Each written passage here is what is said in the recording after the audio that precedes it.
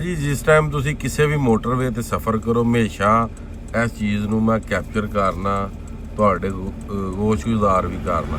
Sialkot airport ਤੋਂ ਜਿਹੜਾ road ਕੋਈ ਰਾਤ ਦੀ ਤਰਫ ਆਉਂਦਾ ਟੈਕ ਨਹੀਂ ਨਾ ਜੀ, ਅਗਰ ਉਹ ਗੁਜ਼ਰਨਗੀਆਂ ਤੇ ਉਹਨਾਂ ਕੋਲ ਡਬਲ ਪੈਸੇ ਲੈ ਜਾਣਗੇ ਜੀ।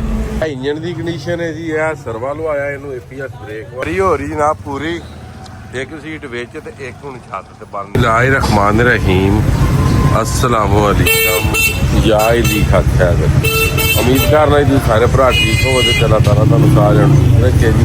ਤੇ ਅਸੀਂ ਆਏ ਆ ਜਨਾਬ ਬਲਾਲਗੰਜ ਤੇ ਕਾਫੀ ਦਿਨਾਂ ਤੋਂ ਜਨਾਬ ਜਿਹੜੀ ਜੀਪ ਹੈ ਨਾ ਹਮੀਦ ਭਾਈ ਨੂੰ ਦਿੱਤੀ ਸੀ ਠੀਕ ਹੋਣੇ ਵਾਸਤੇ। ਅੱਜ ਜੀਪ ਸਾਡੀ ਹੋ ਗਈ ਅਲਹਮਦੁਲਿਲਾ ਜਨਾਬ ਤਿਆਰ, ਤੇ ਸ਼ਹਜ਼ਾਦ ਭਾਈ ਵੀ ਜਨਾਬ ਨਾਲ ਹੀ ਨੇ। ਤੇ ਅੱਜ ਇਹਦੀ ਅਸੀਂ ਟਰਾਈ ਲਵਾਂਗੇ ਜਨਾਬ ਮੋਟਰਵੇ ਤੇ ਜਾਵਾਂਗੇ ਆਪਣੇ ਪਿੰਡ ਜੀ, ਠੀਕ ਹੈ ਜੀ। ਤੇ ਰਾਤੀ ਟਰਾਈ ਲਈ ਸੀ ਮਗਰ ਲਾਈਟ ਜਿਹੜੀ ਹੈ ਨਾ ਉਹ ਨਹੀਂ ਸੀ ਅੱਛੀ ਕੁਆਲਿਟੀ ਦੀ ਲੱਗੀ, ਤੇ ਲਾਈਟ ਦੀ ਵਜ੍ਹਾ ਤੋਂ ਨਾ ਰਾਤੀ ਪ੍ਰੋਬਲਮ ਬਣੀ ਸੀ, ਲਾਈਟ ਸੜ ਗਈ ਤੇ ਅੱਜ ਅਸੀਂ ਲਾਈਟ ਲਈ ਹੈ ਡਾਇਮੰਡ ਵਾਲਿਆਂ ਦੀ। ਲਾਈਟ ਟੈਂਕ ਲਵਾ ਦਿੱਤੀ ਇਹਨੂੰ, ਬਕਾਇਆ ਗੱਡੀ ਦੇ ਟੋਟਲ ਜਨਾਬ ਕੰਮ ਕਰਵਾ ਦਿੱਤੇ ਗਏ ਨੇ ਜੀ, ਮੀਤ ਭਾਈ ਕਰਵਾਏ ਨੇ ਜੀ। ਸੀਟਾਂ ਇਹਦੀਆਂ ਲੱਗ ਗਈਆਂ ਜਨਾਬ, ਪਾਵਰ ਸਟੀਅਰਿੰਗ ਹੋ ਗਿਆ, APS ਬ੍ਰੇਕ ਠੀਕ ਹੈ ਜੀ। ਐਂਟੀਨੇ ਲਾਏ ਗਏ ਨੇ, ਇਹ ਹਾਂਡੀ ਵਾਲੀ ਲਾਈਟ ਸੜੀ ਸੀ ਠੀਕ ਹੈ, ਬਕਾਇਆ ਟੋਟਲ ਗੱਡੀ ਦੇ ਕੰਮ ਕਰਵਾਏ ਨੇ ਠੀਕ ਹੈ। ਤਕਰੀਬਨ 1,20,000 ਲੱਗਾ ਗੱਡੀ ਦੇ। ਤੇ ਮਜ਼ੀਦ ਹੁਣ ਅਸੀਂ ਬਲਾਲਗੰਜ ਚੋਂ ਆਪਣਾ ਸਫ਼ਰ ਸ਼ੁਰੂ ਕਰਾਂਗੇ ਗੁਜਰਾਤ ਦੀ ਤਰਫ ਦੀ, ਲਾਹੌਰ ਟੂ ਬਰਸਤਾ ਮੋਟਰਵੇ ਗੁਜਰਾਤ ਦੀ।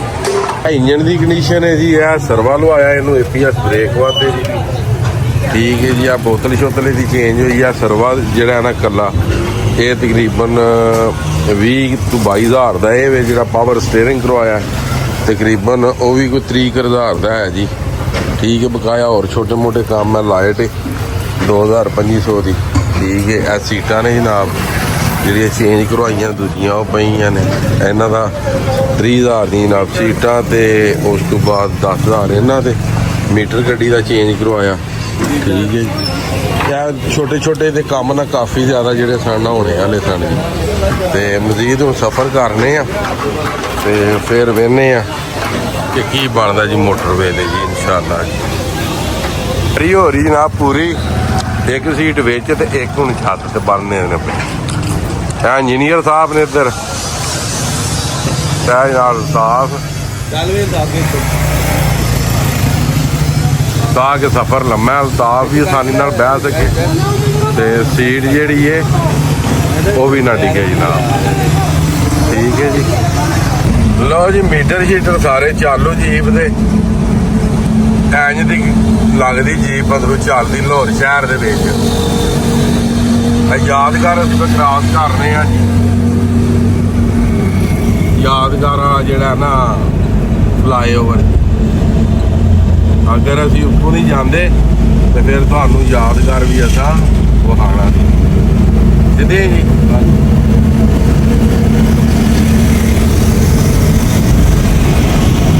ਲਓ ਜੀ ਹੁਣ ਅਸੀਂ ਨਿਕਲਣ ਲੱਗੇ ਹਾਂ ਯਾਦਗਾਰ ਤੋਂ।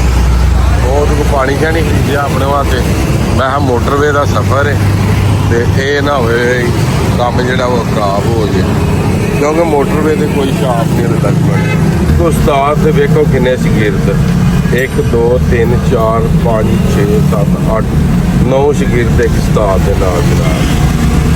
ਲਓ ਜੀ ਆ ਫਲਾਈਓਵਰ ਹੈ ਮਾਮੀਆਂ ਕਲੋਨੀ ਵਾਲਾ ਨਾ ਜੀ, ਜਿੱਥੇ ਫਾਟਕ ਸੀ ਰੇਲ ਗੱਡੀ ਵਾਲਾ, ਉਹ ਵੀ ਜਨਾਬ ਮੇਰੀ ਇੱਥੇ ਪੁਲ ਬਣ ਗਿਆ, ਪਿੱਛੇ ਵੀ ਪੁਲ ਬਣ ਗਏ ਨੇ ਸਾਰੇ। ਟ੍ਰੈਫਿਕ ਦਾ ਜਿਹੜਾ ਨਿਜ਼ਾਮ ਹੈ ਉਹ ਠੀਕ ਹੋ ਗਿਆ। ਅਸੀਂ ਹੁਣ ਜਿਹੜਾ ਨਾ ਮੋਟਰਵੇ ਦਾ ਜਿਹੜਾ ਸਫ਼ਰ ਹੈ ਅਸੀਂ ਉਹ ਕਰਾਂਗੇ ਕਾਲਾ ਸ਼ਾਹ ਕਾਕੂ ਵਾਲੀ ਸਾਈਡ ਤੋਂ ਅਲਹਮਦੁਲਿਲਾ ਇਨਸ਼ਾਅੱਲਾ ਤਾਲਾ ਅੱਲਾ ਦੇ ਫਜ਼ਲ ਦੇ ਨਾਲ। ਇਹ ਜਿਹਾ ਫਾਟਕ ਗਿਆ ਹੁਣ ਅਸੀਂ ਗੁਜ਼ਰ ਰਹੇ ਹਾਂ ਫਾਟਕ ਨੂੰ ਥੱਲੇ ਹੋਏ। ਇੱਥੇ ਕਦੀ ਪਹਿਲੇ ਆਏ ਦਾ ਨਹੀਂ, ਹੋਰ 2 ਘੰਟੇ ਲੱਗਦੇ ਸਾਰੇ। ਕਮ ਸੇ ਕਮ ਆ ਫਾਟਕ ਤੋਂ ਲੱਗ ਕੇ ਤੇ ਯਾਦਗਾਰ ਤੱਕ ਨਾ ਤਕਰੀਬਨ ਸਾਡੇ 1.5 ਤੋਂ 2 ਘੰਟੇ ਲੱਗਦੇ ਹੁੰਦੇ ਹਨ। ਹੁਣ ਜਿਹੜਾ 10 ਤੋਂ 12 ਮਿੰਟ ਦਾ ਸਫ਼ਰ ਹੈ। ਲੋ ਜੀ ਆ ਗਏ ਆ ਜੀ ਅਸੀਂ ਹੁਣ ਸਿਆਲਕੋਟ ਮੋਟਰਵੇ ਜੀ। ਇੱਥੋਂ ਲਾਵਾਂਗੇ ਇਸ਼ਾਰਾ ਇਹ ਜਨਾਬ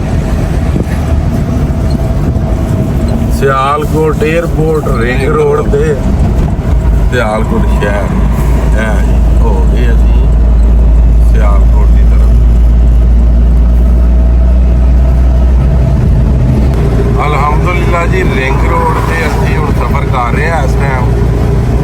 ਤੇ ਰਿੰਗ ਰੋਡ ਫੇਰ ਤਾਂ ਲੈ ਜਾ ਸਕਦਾ ਲਾਹੌਰ ਵੀ ਤੇ ਉਧਰ ਵੀ ਬੜੀਆਂ ਜਗ੍ਹਾ ਦੇ ਅੱਗੇ ਆ ਵੇਖ ਲਓ ਤੁਸੀਂ ਸਾਈਨ ਬੋਰਡ ਆ ਗਿਆ ਸਿਆਲਕੋਟ 에ਅਰਪੋਰਟ ਤੇ ਲਾਹੌਰ ਰਿੰਗ ਰੋਡ।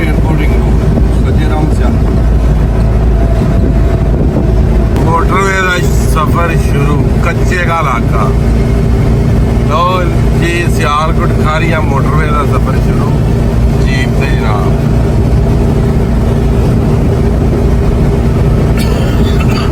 जी जिस टाइम तुसी किसी भी मोटरवे ते सफर करो हमेशा इस चीज़ नूं मैं कैप्चर करना ਤੁਹਾਡੇ ਗੋਸ਼ਗੁਜ਼ਾਰ ਵੀ ਕਰਨਾ ਕਿਉਂਕਿ ਮੋਟਰਵੇ ਦੇ ਉੱਤੇ ਇਹ ਕੋਈ ਨਹੀਂ ਲਿਖਿਆ ਹੁੰਦਾ ਕਿ ਇੰਨੇ ਕਿਲੋਮੀਟਰ ਜਾਂ ਕਿ ਜੇ ਅਸੀਂ ਸਿਆਲਕੋਟ ਵਾਲੀ ਮੋਟਰਵੇ ਤੇ ਗੱਡੀ ਸਾਡੀ ਖਰਾਬ ਹੋ ਗਈ ਉੱਤੇ ਲਿਖਿਆ ਲੋਕੇਸ਼ਨ ਉਹਨਾਂ ਨੂੰ ਤੁਸੀਂ ਦੱਸਣਾ ਜਨਾਬ 29 ਮੋਟਰਵੇ ਉਹਨਾਂ ਨੂੰ ਤੁਸੀਂ ਇਹ ਨਹੀਂ ਆਖਣਾ ਕਿ ਸਿਆਲਕੋਟ ਵਾਲੀ ਮੋਟਰਵੇ ਉਹਨਾਂ ਨੂੰ ਤੁਸੀਂ ਦੱਸਣਾ ਕਿ M11N ਠੀਕ ਹੈ ਜੀ।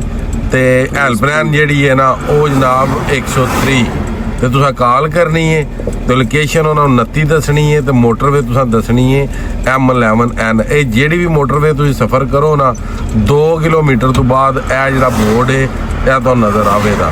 ਅਗਰ ਤੁਹਾਡੀ ਗੱਡੀ ਖਰਾਬ ਹੋ ਜੇ ਤੇ ਲੋਕੇਸ਼ਨ ਦੱਸਣੀ 29 M11N ਦੱਸ ਕੇ ਤੇ ਤੁਸੀਂ ਉਹਨਾਂ ਨੂੰ ਜੋ ਦੱਸੋ ਤੇ ਤੁਹਾਡੀ ਕਾਲ ਇਸਲਾਮਾਬਾਦ ਚੁੱਕੀ ਜਾਣੀ ਹੈ।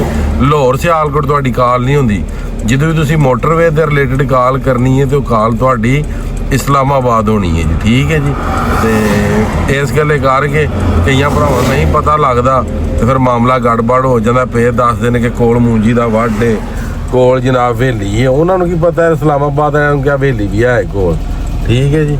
ਤੇ ਐਂ ਦਾ ਕੋਈ ਚੱਕਰ ਨਹੀਂ ਤੇ ਇਹਦੇ ਤੁਸੀਂ ਅਮਲ ਕਰਨਾ ਹੈ ਜੀ। ਉੱਥੇ 29 ਸੀ ਹਰ ਜਗ੍ਹਾ ਤੇ ਲੋਕੇਸ਼ਨ ਇੱਕ ਨਹੀਂ ਹੁੰਦੀ ਠੀਕ ਹੈ। ਉੱਥੇ 29 ਸੀ 2 ਕਿਲੋਮੀਟਰ ਵਿੱਚ ਆਏ ਤੇ ਇੱਥੇ ਲੋਕੇਸ਼ਨ ਹੋ ਗਈ 31 ਠੀਕ ਹੈ। ਇਸ ਤਰ੍ਹਾਂ ਕੋਈ ਵੀ ਬੋਰਡ ਜਿਹੜਾ ਵੇ ਉਹਦੀ ਲੋਕੇਸ਼ਨ ਤੁਸੀਂ ਦੱਸਣੀ ਹੈ 31 ਤੇ M11N। ਇਹ ਸਿਆਲਕੋਟ ਦਾ ਨੰਬਰ ਹੈ M11N। M3N ਜਿਹੜੀ ਹੈ ਦੂਜੀ ਹੈ M4 ਦੂਜੀ ਹੈ ਯਾਨੀ ਕਿ ਇਸਲਾਮਾਬਾਦ ਉਸ ਤੋਂ ਬਾਅਦ ਕਰਾਚੀ ਮੋਟਰਵੇ ਇੰਜ ਜਿਹੜਾ ਨਾ M11N ਇਹ ਸਿਆਲਕੋਟ ਖਾਰੀਆਂ ਮੋਟਰਵੇ ਵੇ ਠੀਕ ਹੈ। ਔਰ 2 ਕਿਲੋਮੀਟਰ ਬਾਅਦ ਇਹ ਬੋਰਡ ਹੁੰਦਾ ਤੇ ਆ ਬੋਰਡ ਨੂੰ ਜਿਹੜਾ ਵੀ ਬੋਰਡ ਆਵੇ ਉਹ ਤੇ ਨਜ਼ਰ ਤੁਹਾਡੀ ਲਾਜ਼ਮੀ ਪੈਣੀ ਚਾਹੀਦੀ ਹੈ ਕਿਉਂਕਿ ਗੱਡੀ ਅਗਰ ਖਰਾਬ ਹੋ ਜੇ ਤੇ ਤੁਹਾਨੂੰ ਕਿਸੇ ਵੀ ਟਾਈਮ ਮਸਲਾ ਨਾ ਜੀ ਬਣੇ। ਤੁਸੀਂ ਅਰਜੈਂਟਲੀ ਉਹਨਾਂ ਨੂੰ ਦੱਸੋ ਜੀ ਫਲਾਣੀ ਲੋਕੇਸ਼ਨ ਹੈ ਤੇ ਫਲਾਣੀ ਮੋਟਰਵੇ ਤੇ ਆ ਜੀ ਅਸੀਂ। ਸਿਆਲਕੋਟ ਡਸਕਾ ਇੰਟਰਚੇਂਜ ਅੱਗੇ ਪਸਰੂਰ ਤੇ ਗੁਜਰਾਲਾ ਇਹ ਇੰਟਰਚੇਂਜ ਆ ਗਿਆ ਜੀ ਠੀਕ ਹੈ ਜੀ।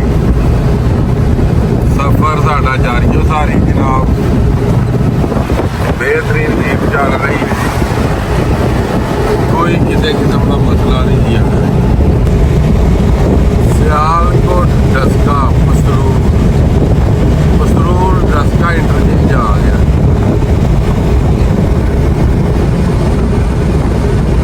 और मजे वाली गल जिथे जिथे इंटरचेंज ने उत्थे उत्थे कैमरे भी लगे हैं 100 तो उत्थे स्पीड गई नहीं तो फ्लैश वजया नहीं ते अगर बेल्ट नहीं ਤੇ ਤਾਂ ਵੀ ਜਿਹੜਾ ਫਲੈਸ਼ ਹੈ ਉਹ ਵੱਜੇਗਾ ਅਗਰ ਬੈਲਟ ਨਹੀਂ।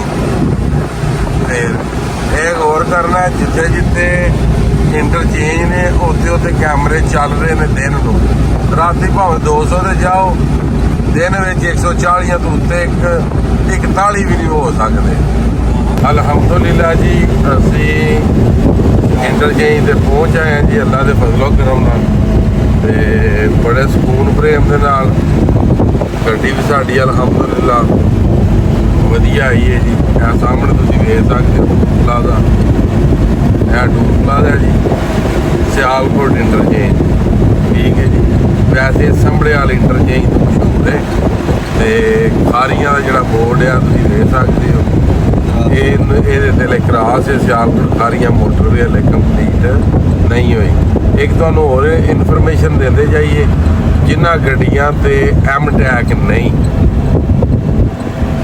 ਜਿਨ੍ਹਾਂ ਗੱਡੀਆਂ ਤੇ ਐਮ ਟੈਗ ਨਹੀਂ, ਅਗਰ ਉਹ ਗੁਜ਼ਰਨਗੀਆਂ ਤੇ ਉਹਨਾਂ ਕੋਲ ਡਬਲ ਪੈਸੇ ਲੈ ਜਾਣਗੇ ਜੀ। ਅਗਰ ਉਹ ਕੈਸ਼ ਲੈਣ ਤੋਂ ਗੁਜ਼ਰਨਗੇ, ਉਹ ਕੈਸ਼ ਲੈਣ 'ਚ ਗੁਜ਼ਰਨਗੀਆਂ ਤੇ ਟੋਲ ਪਲਾਜ਼ਾ ਜ਼ਿਆਦਾ ਦਿੱਤਾ ਜਾਏਗਾ, ਕਿਉਂਕਿ ਉਹਨਾਂ ਇੱਥੇ ਲਿਖੇ ਆ ਵੀ ਇਹ ਸਾਹਮਣੇ, ਇਹ ਵੀ ਤੁਹਾਨੂੰ ਵਿਖਾ ਦਿੰਦੇ ਆ। एम टैग वसूली टैक्स ऐसा दिया था देखो, टोल टैक्स वाली गाड़ी से इजाफी टैक्स लिया या लो बैलेंस होएगा ना, ਇਹ ਵੇਖਦੇ ਹੋ ਜੀ पे आज ही अपनी गाड़ी को टोल और लगवाए एम टैग लगवाए। ਐਮ ਟੈਗ ਤੋਂ ਬਗੈਰ ਵੱਡੀ ਗੱਡੀ ਤੋਂ ਲਾ ਕੇ ਤੇ ਵੱਡੀ ਗੱਡੀ ਤੱਕ ਐਮ ਟੈਗ ਜਿਹੜਾ ਉਹਨਾਂ ਲਾਜ਼ਮੀ ਕਰ ਦਿੱਤਾ। ਅਗਰ ਐਮ ਟੈਗ ਤੋਂ ਬਗੈਰ ਗੁਜ਼ਰੋਗੇ ਤੇ ਜਿੱਥੇ ਤੁਸੀਂ 220 ਦੇਣੇ ਨੇ ਉੱਥੇ 420 ਜਿਹੜੇ ਨੇ ਉਹ ਤੁਹਾਡੇ ਕੋਲ ਵਸੂਲ ਕੀਤੇ ਜਾਣਗੇ, ਕਿਉਂਕਿ ਤੁਸੀਂ ਤੇ ਮੰਨਦੇ ਨਹੀਂ ਸੋਨਾ। ਲੋ ਹੁਣ ਉਹਨਾਂ ਮਨਾਣਾ ਸ਼ੁਰੂ ਕਰ ਲਿਆ ਲੱਗ ਰਹੇ ਨੇ, ਹੁਣ ਵੀ ਨਾ ਲਵਾਇਓ। ਪਰ ਵੀ ਅਸੀਂ ਲੈ ਆਏ ਆ ਜੀ। ਇਹ ਸਿੱਧਾ ਗਿਆ ਜਨਾਬ ਰਾਈਟ ਹੈਂਡ ਸਿਆਲਕੋਟ, ਤੇ ਇਹ ਸਿੱਧਾ ਗਿਆ ਜਨਾਬ ਮੇਰੀ ਵਜ਼ੀਰਾਬਾਦ ਤੇ ਸੰਭੜੇਆਲ। ਸਿਆਲਕੋਟ 에ਅਰਪੋਰਟ ਤੋਂ ਜਿਹੜਾ ਰੋਡ ਕੋਈ ਰਾਤ ਦੀ ਤਰਫ ਆਉਂਦਾ ਖੰਬਰਾਲੀ ਵਾਲੀ ਸਾਈਡ ਤੇ, ਉਹਦਾ ਕੰਮ ਜਿਹੜਾ ਵੇ ਉਹ ਜਨਾਬ ਸ਼ੁਰੂ ਹੋ ਚੁੱਕਿਆ ਹੈ। ਤੇ ਤੁਸੀਂ ਜਨਾਬ ਅਗਰ ਇੱਧਰ ਆਉਣਾ ਤੇ ਆਪਣੇ ਵਾਸਤੇ ਜਿਹੜਾ ਨਾ ਉਹ ਰਸਤਾ ਕੋਈ ਹੋਰ ਹੀ ਤਿਆਰ ਕਰ ਲਿਓ, ਠੀਕ ਹੈ। ਲਾਈਨਾਂ ਵਗੈਰਾ ਉਹਨਾਂ ਲਾ ਦਿੱਤੀਆਂ ਜੀ, ਸਾਈਡਾਂ ਤੇ ਬਲੇਡ ਵਗੈਰਾ ਵੱਜ ਗਿਆ। ਜਿੱਥੇ ਜਿੱਥੇ ਰੋਡ ਖਰਾਬ ਹੈ ਉੱਥੇ ਰੋਡ ਪੁੱਟਿਆ ਜਾ ਰਿਹਾ ਜਨਾਬ, ਠੀਕ ਹੈ ਜੀ। ਤੇ ਮਜ਼ੀਦ ਹੋਰ ਤੋਂ 2 ਘੰਟਿਆਂ ਤੱਕ ਕਾਫੀ ਜ਼ਿਆਦਾ ਰੋਡ ਉਹਨਾਂ ਪੁੱਟ ਦੇਣਾ। ਤੇ ਜਿਹੜੀਆਂ ਕਾਰਾਂ ਸ਼ਾਰਾਂ ਨੇ ਇਹ ਆਪਣਾ ਸੂਤਰ ਕਰ ਲੈਣ, ਕਾਰਾਂ ਚਲਾਉਣੇ ਵਾਲੇ ਜੀ ਵੀ ਕਿਹੜੇ ਰਸਤੇ ਹੋਣ। ਲੋ ਜੀ ਮੇਰੇ ਭਰਾਵੋ ਪਹੁੰਚ ਆਏ ਜੀ ਸ਼ਬਾਜ਼ਪੁਰ ਬ੍ਰਿਜ। ਇਹਦੇ ਨਾਲੋਂ ਲੱਗਣਾ ਸਿਆਲਕੋਟ ਖਾਰੀਆਂ ਮੋਟਰਵੇ ਦਾ ਬ੍ਰਿਜ, ਠੀਕ ਹੋ ਗਿਆ ਜੀ। ਅਲਹਮਦੁਲਿਲਾ ਜੀ ਖੈਰੋਫੀਅਤ ਦੇ ਨਾਲ ਅਸੀਂ ਪਹੁੰਚ ਆਏ ਹਾਂ, ਸ਼ਹਾਦ ਭਾਈ ਵੀ ਤੇ ਮੈਂ ਵੀ।